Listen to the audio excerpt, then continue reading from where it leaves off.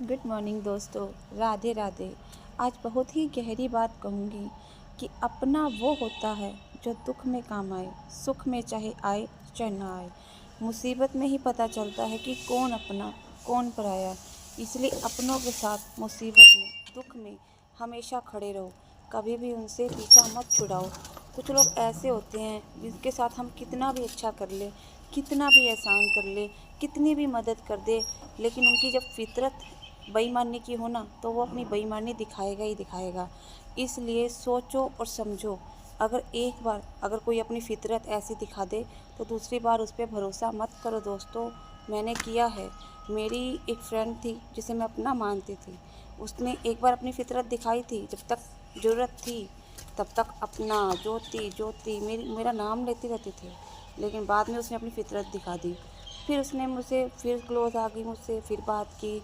लेकिन जब फितरत मुझ पर कोई दुख आया तो उसने अपनी फितरत दिखा दी। ऐसे लोगों से तो कुत्ते वफादार होते हैं। इन लोगों से बच के रहो दोस्तों।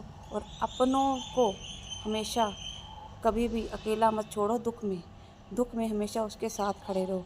जो लोग दुख में तुम्हारे साथ खड़े हैं ना, वही तुम्हारे अपने हैं। और जैसे ऐसे गंदी फितरत वाले, बेईमान फितरत वाले लोगों से तो दूर रहो।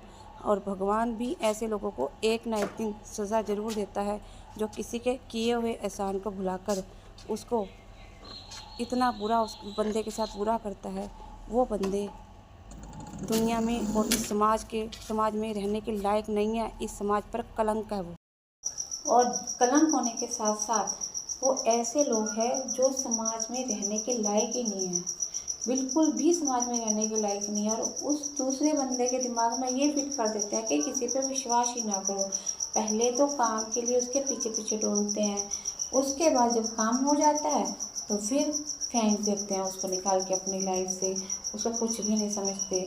और फिर वो कहते हैं ना, किसी किसी बंदे को थूक कर चाटने की आदत होती है और वही काम करते हैं। फिर वही उसके बाद उसके पीछे पीछे डोलते हैं। कोई मतलब होता है तो फिर अपना मतलब निकालते हैं, फिर वही काम करते हैं।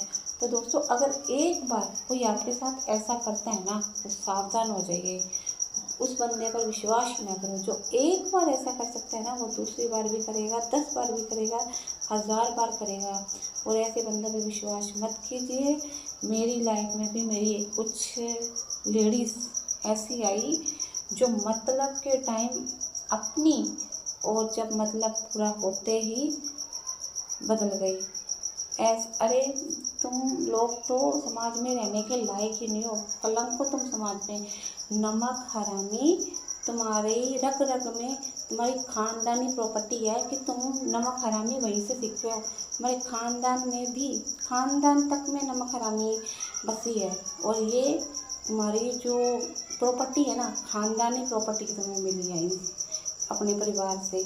लड़कियों की तो ये विरासत में अपने माँ बाप से ही लेके आती है कि मतलब हुआ, चलो भाई। अब जब मतलब होता है अपना मतलब निकालने के लिए आ जाती है, और जब मतलब होता है निकाल देती है। अरे कुछ लेडीज़ होती है ऐसी।